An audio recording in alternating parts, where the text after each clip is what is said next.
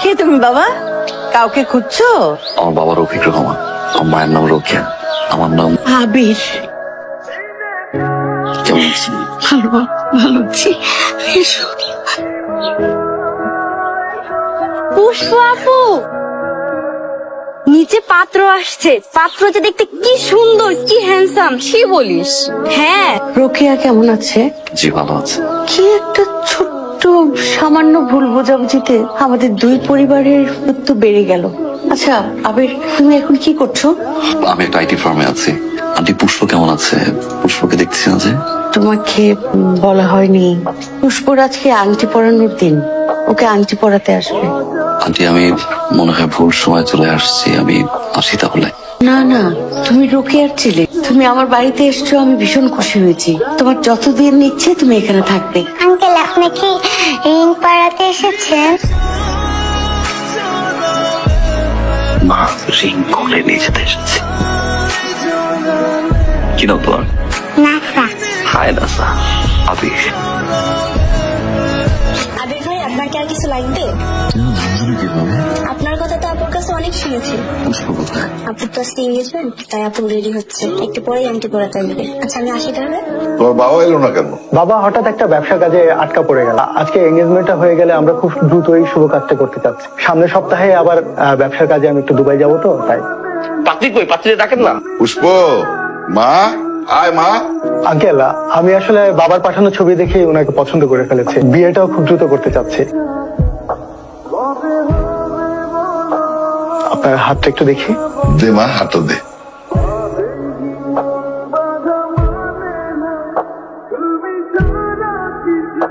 কি ব্যাপার, আংটিটা তো মাপ মতো আনছিলাম, ছোট হলো তেমনি। দেখি আংটিটা। এই আংটি আমার মেয়ের হাতের না, দেখলে তো উপরওয়ালা একজন আছে, তিনি যেটা চান সেটাই হয়। তুমি কিন্তু বেশি বাড়াবাড়ি করছো।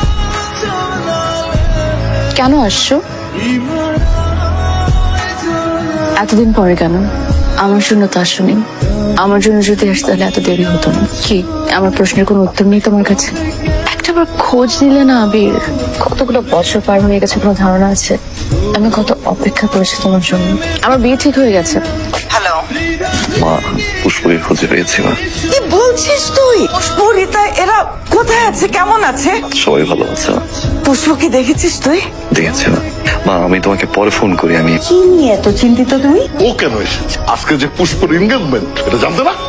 তোমার বন্ধুর ছেলে, এতদিন পর ছেলেটা এসছে। কে বন্ধু? কিসের বন্ধু? আমার কোনো কালে কোনো বন্ধু ছিল না। আবির যেন আমার মেয়ের কাছে না আসে, এটা আমি বলে দিলাম। আবির আপনি অনেক বদলে গেছেন। সময়ের সাথে সাথে আমরা সবাই বদলাই, জীবনের প্রয়োজন। তুমি অপেক্ষা ছিল।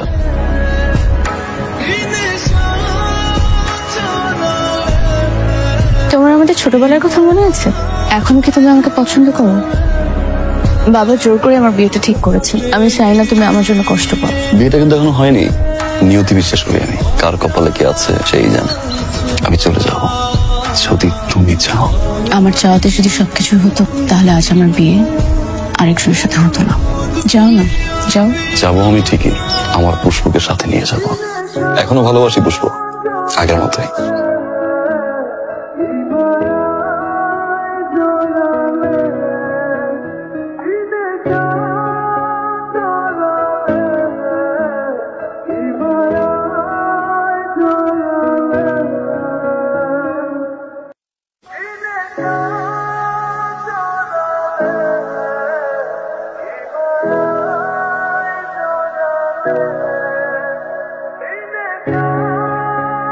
পুষ্পর সামনে বিয়ে, ও যদি এইভাবে আবিরের সাথে মেশে।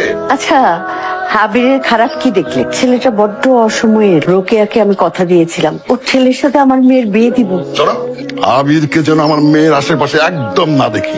তুমি তোমার মেয়েকে বলে দিও আবিরের আশেপাশে যেন না যায়। কিছু হয় নাই। আমি কি করব? এই শুক্রবার পাত্রপক্ষ আবার আমাকে দেখতে আসবে।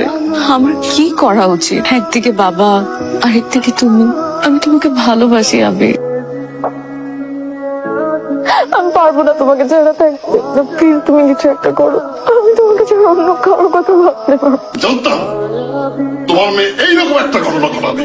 ওই ছেলে কোনো উদ্দেশ্য নিয়ে এখানে এসে 2 দিন পর মেয়ের বিয়ে, মান ইজ্জত সব শেষ করে দিল তোমার মেয়ে। কখনো কি জানতে চেয়েছো মেয়ের কাছে তো কোনো মতামত আছে কিনা? কোনো কিছুই জানতে চাওনি। এখনো তো এরকম করবে, পালাবে। এখন তো আমার মনে হচ্ছে ওদের পালাতে তুমি সাহায্য করেছো। যদি সাহায্য চাইতো আমি তো সাহায্য করতাম। কাজটা তুই ঠিক করিস না। আমি তোকে এই শিক্ষা দেইনি যে একটি মেয়েকে তুই বাসা থেকে ভাগিয়ে আন। আন্টি, এখানে আবিরের কোনো দোষ নেই। আমার বাবা আসলে আমাকে অন্য আরেকজনের সাথে বিয়ে দিতে চাচ্ছিল, তাই আমি আবিরকে নিয়ে পালিয়ে এসেছি। পালিয়ে আসাটা কখনো সলিউশন হয় না। একটা নতুন জীবন শুরু করার জন্য সবার দোয়াই তো লাগে। আবির, কাল রাতেই আমরা পুষ্পকে ওর বাড়িতে ফিরিয়ে দিয়ে যাবো। একটা কথা আমি শুনতে চাই না, এবং আমিও যাবো তোদের সাথে।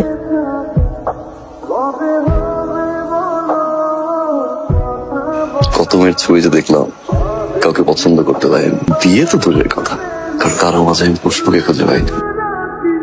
তুমি সেদিন আমাদের বাসায় এসেছিলে, আমার তোমাকে দেখে মনে হচ্ছিল যে আমার অপেক্ষার প্রহর শেষ হয়ে গেছে। আমি তোমাকে পেয়ে গেছি, কিন্তু একটু আগে কি মনে হলো যে আমার নিয়তির কাছে হেরে গেলাম।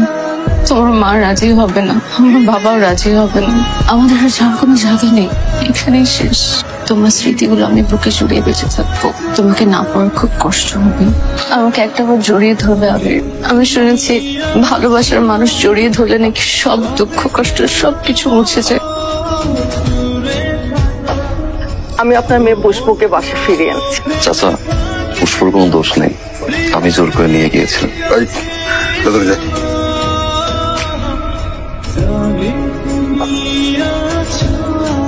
আপনারা আসতে পারেন। তুমি চুপ করো রোকেয়া, চল ভিতরে চল। এসো তো আবির। পুষ্পর বিয়ে ঠিক করে ফেলেছিস না? তোকে দেওয়ার কথাটা মনে হয় আমি আর রাখতে পারলাম না রে। আল্লাহ যদি ভাগ্যে রাখে সেটা হবে, আর যদি ভাগ্যে না থাকে তোর আমার করার কিচ্ছু নেই। পুষ্প আর আবির ওরা তো দুজন দুজনকে ছোটবেলা থেকেই পছন্দ করতো। তুমি কি চাও তোমার মেয়ে সারা জীবন অসুখী থাকুক?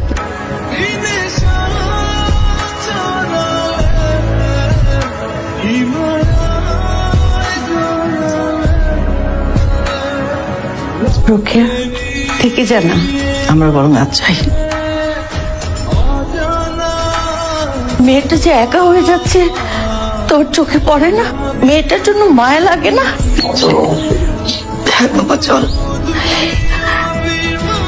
ভাবি দাঁড়ান, আমার মেয়েটাকে এভাবে ফেলে রেখে গেলে ও খুব একা হয়ে যাবে। বাবা এসব আমি সহ্য করতে পারবো না। আমার মেয়েটাকে নিয়ে যান না।